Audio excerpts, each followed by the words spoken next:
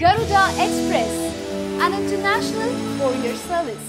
గారి ఆకస్మిక మరణం తెలుగు ఇండస్ట్రీలో ఉన్న ప్రతి ఒక్కరికి మా అందరికీ చాలా పెద్ద లోటు.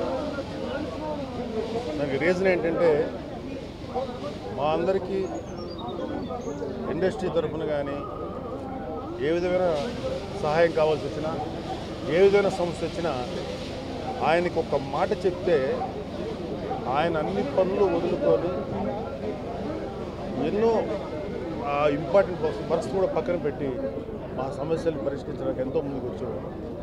ముఖ్యంగా ఆయన 24 క్రాఫ్ట్స్లో ఉన్న ఎంతోమంది కార్మికులకి తల్లో నాలుకలాగా వ్యవహరించేవారు.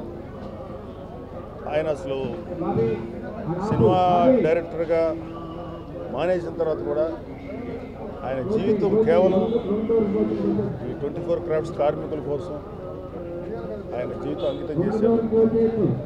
చాలా బాధగా ఉంది. ఇవాళ యాక్చువల్గా ఆయన హాస్పిటల్ నుంచి నయమైపోయి ఇంటికి వస్తే ఆయన కలుద్దాం అనుకున్నాను. దురదృష్టవశాత్తు నేను కలవలేకపోయాను.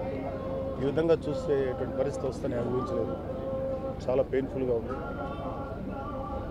చిరంజీవి గారు నిన్న చైనా వెళ్తూ ట్రాన్సిట్లో ఆయనకు తెలిసింది ఆ విషయం.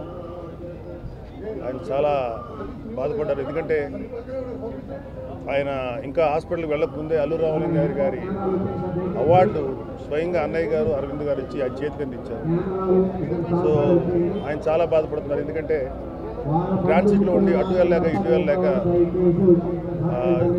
ఆయన తన సంతాపాన్ని నా ద్వారా మీకు వ్యక్తం చేయమని కోరుకున్నారు. అలాగే అరవింద్ గారు కూడా అదే చెప్పారు. చరణ్ వీళ్ళెవరూ కూడా ఊళ్ళో లేరు. ఇది మాకు చాలా బాధ అనిపిస్తుంది. ఏం చేయలేని పరిస్థితి.